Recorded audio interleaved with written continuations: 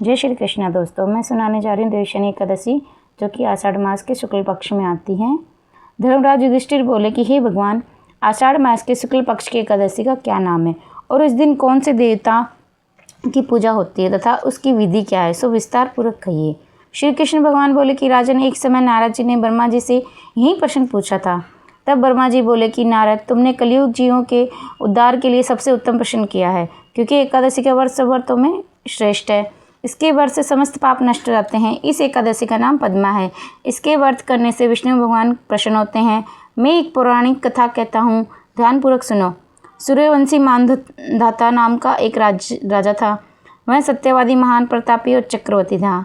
वह अपनी प्रजा का पुत्र की तरह पालन करता था। इसकी समस्त प्रजा धन धान्य से परिपूर्ण थी और सदैव सुखपूर्वक रहती थी। उसके राज्य में कभी अकाल नहीं पड़ता था। एक समय राजा के राज्य में अकाल पड़ गया और प्रजा अन्न की कमी के कारण अत्यंत दुखी रहने लगी।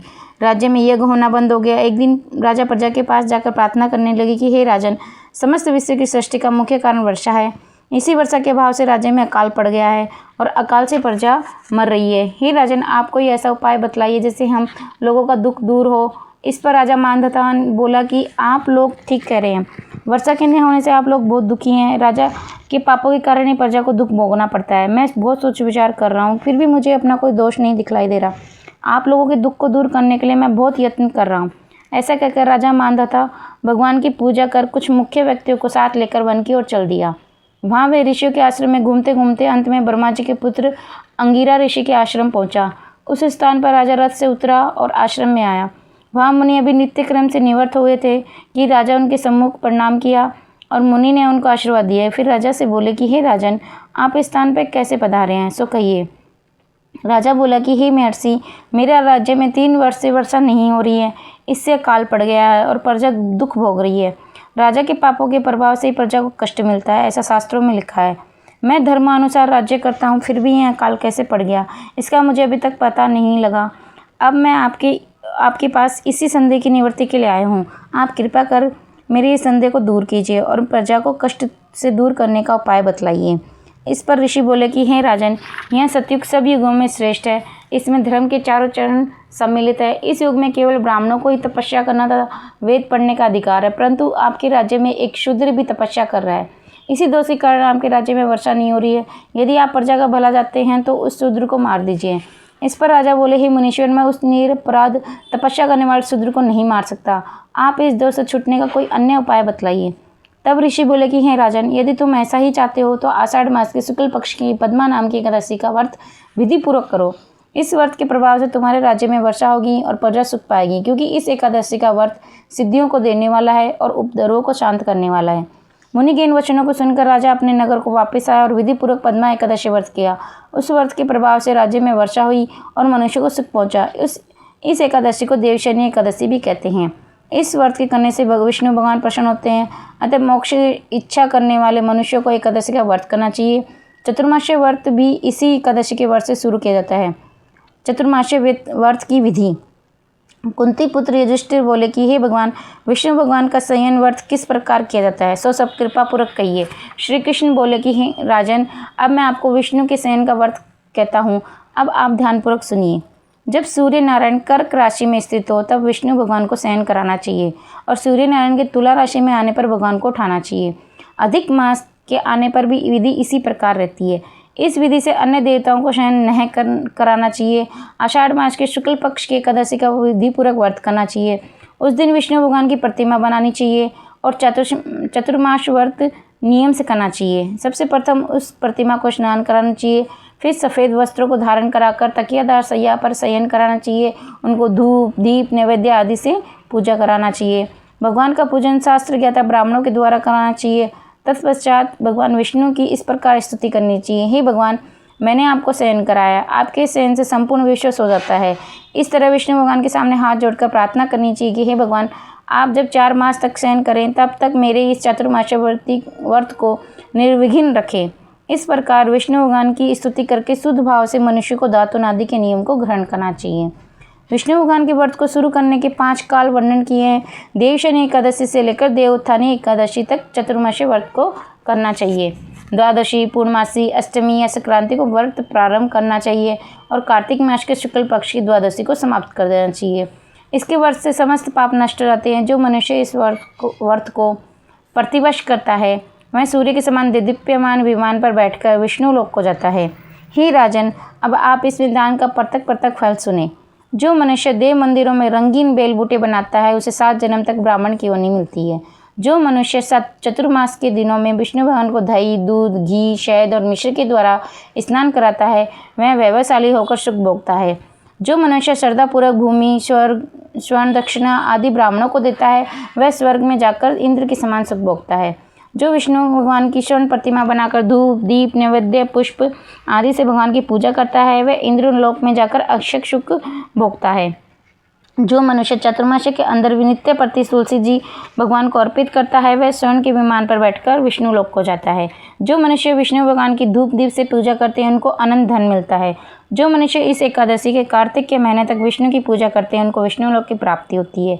इस चतुर्मास व्रत में जो मनुष्य संध्या के समय देवताओं तथा ब्राह्मणों को दीपदान करते हैं तथा ब्राह्मणों को सोने के पात्र में वस्त्र देते हैं वह विष्णु लोक को जाते हैं। जो मनुष्य भक्तिपूर्वक भगवान के चरणामृत लेते हैं वही संसार के अवगुण के चक्र से छूट जाते हैं। जो विष्णु मंदिर में नित्य प्रति 108 बार गायत्री मंत्र का जप करते हैं वे पापों में लिप्त नहीं होते। जो मनुष्य पुराण तथा धर्मशास्त्र को सुनते हैं और वेद पाठी व ब्राह्मणों को वस्त्र का दान करते हैं वे दानी, धनी, ज्ञानी और कीर्तिमान होते हैं। जो मनुष्य भगवान या शिव जी का स्मरण करते हैं और अंत में उनकी प्रतिमा दान करते हैं वह पापों से रहित होकर गुणवान बनते हैं। जो मनुष्य सूर्य नारायण को अर्घ्य देते हैं और समाप्ति में गोदान करते हैं उनको पूरी आयु स्वस्थ देह प्राप्त होती है तथा कीर्ति, धन और बल प्राप्त पाते हैं। चतुर्मास में जो मनुष्य गायत्री मंत्र द्वारा तिल से होम करते हैं और चतुर्मास समाप्त हो जाने पर तिल का दान करते हैं उनके समस्त पाप नष्ट हो जाते हैं और निरोग शरीर मिलता है तथा सुपात्र संतान होती है। जो मनुष्य चतुर्मास व्रत में अन्न से होम करते हैं और समाप्त हो जाने पर घी, घड़ा और वस्त्रों का दान करते हैं वे ऐश्वर्यशाली होते हैं। जो मनुष्य तुलसी को धारण करते हैं तथा अंत में विष्णु भगवान के निमित्त ब्राह्मणों को दान करते हैं वह विष्णु लोक को जाते हैं। जो मनुष्य चतुर्मास व्रत में भगवान के शयन के उपरांत उनके मस्तक पर नित्य प्रति दूध चढ़ाते हैं और अंत में स्वर्ण की दुर्वा दान करते हैं तथा दान देते समय जो इस प्रकार की स्तुति करते हैं कि हे ध्रुवे, जिस भांति इस पृथ्वी पर शाखाओं सहित फैली हुई हो उसी प्रकार मुझे भी अजर अमर संतान दो। ऐसा करने वाले मनुष्य के सब पाप छूट जाते हैं और अंत में स्वर्ग को जाते हैं। जो शिवजी या विष्णु भगवान के देवालय में ज्ञान करते हैं उन्हें रात्रि जागरण का फल मिलता है। जो मनुष्य चातुर्मास व्रत करते हैं उनको उत्तम ध्वनि वाला घंटा दान करना चाहिए। इस प्रकार स्तुति करनी चाहिए, हे भगवान, हे जगतपति, आप पापों का नाश करने वाले हैं। आप मेरे योग्य कार्यों को न करने योग्य कार्यों को करने से जो पाप उत्पन्न हुए उनको नष्ट कीजिए। चतुर्मास व्रत के अंदर जो नित्य प्रति ब्राह्मणों को चरणामृत पान करते हैं वे समस्त पापों तथा दुखों से छूट जाते हैं और आयुवान लक्ष्मीवान होते हैं। चतुर्मासी व्रत के समाप्त हो जाने के बाद ही गोदान करना चाहिए। यदि गोदान न कर सको तो वस्त्र दान अवश्य करना चाहिए। जो ब्राह्मणों को नित्य प्रति नमस्कार करते हैं उनका जीवन सफल हो जाता है और समस्त पापों से छूट जाते हैं। चतुर्मासी व्रत की समाप्ति में जो ब्राह्मणों को भोजन कराता है उनकी आयु तथा धन में वृद्धि होती है। जो अलंकार सहित बछड़े वाले कपिला गाय वेद पाठी ब्राह्मणों को दान करते हुए चक्रवर्ती आयुवान पुत्रवान राजा होते हैं और स्वर्गलोक में प्रलय के अंत तक इंद्र के समान राज्य करते हैं। जो मनुष्य सूर्य भगवान तथा गणेश जी को नित्य नमस्कार करते हैं उनकी आयु तथा लक्ष्मी बढ़ती है। यदि गणेश जी प्रसन्न हो जाएं तो मनवांछित फल पाते हैं।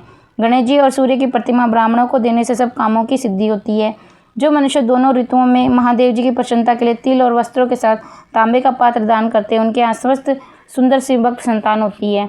चतुर्मास्य व्रत की समाप्ति कर चांदी पात्र या तांबा पात्र गुड़ और तिल के साथ दान करना चाहिए। जो मनुष्य विष्णु भगवान के शयन करने के उपरांत यथाशक्ति वस्त्र और तिल के साथ स्वर्ण दान करते हैं उनके समस्त पाप नष्ट हो जाते हैं। इस लोक में भोग तथा परलोक में मोक्ष प्राप्त होता है। चतुर्मास्य व्रत के समाप्त होने पर सैया दान करना चाहिए, उनको अक्षय सुख मिलता है और कुबेर के समान धनवान होते हैं। वर्षा ऋतु में जो गोपी चंदन देते हैं उस पर भगवान प्रसन्न होते हैं। व्रत के समाप्त हो जाने पर इस प्रकार उद्यापन करना चाहिए।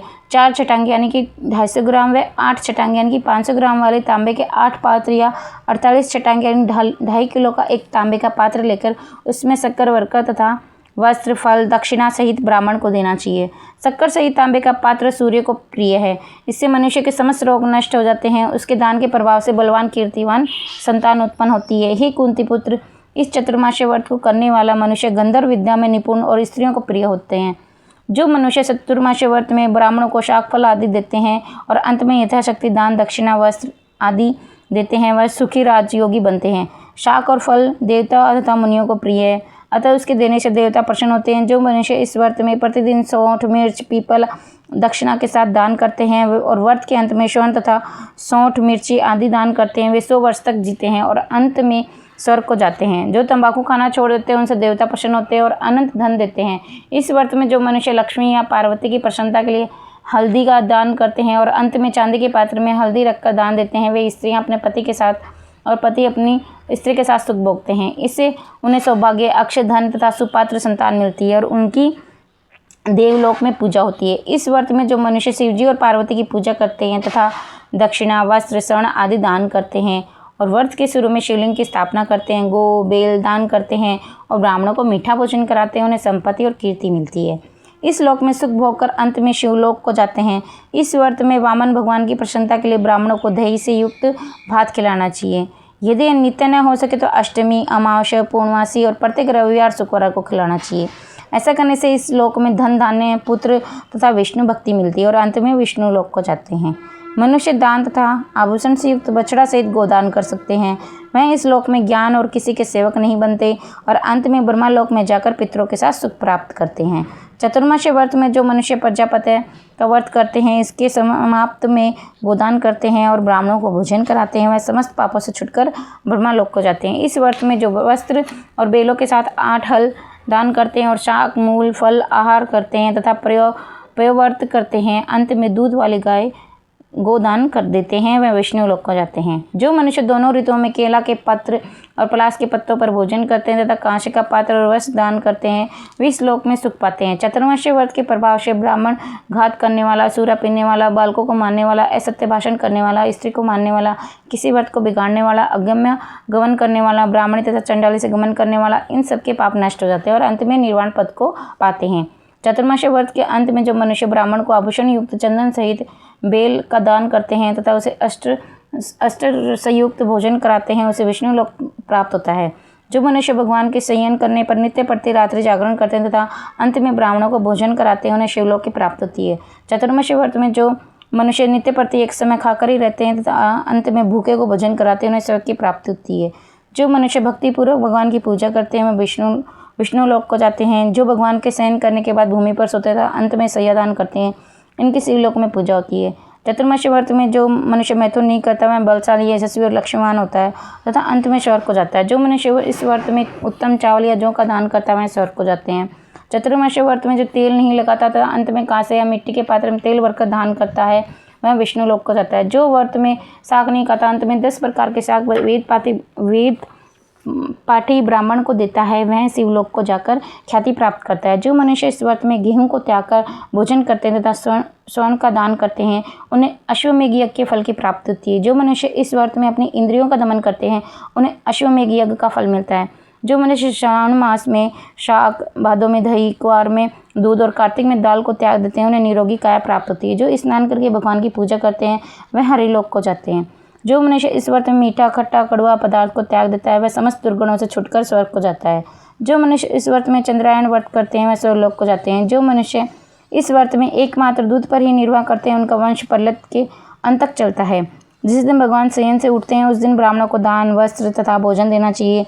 यह समस्त दान वेद पाठी धार्मिक ब्राह्मण को देना चाहिए। चोरी करने वाला, मदपान करने वाला, अगम्य गमन करने वाला, मिथ्या बोलने वाला तथा अन्य त्याज्य करने वाला ब्राह्मणों को दान देने से उल्टा पाप लगता है तथा नरक की प्राप्ति होती है। जय श्री कृष्ण दोस्तों।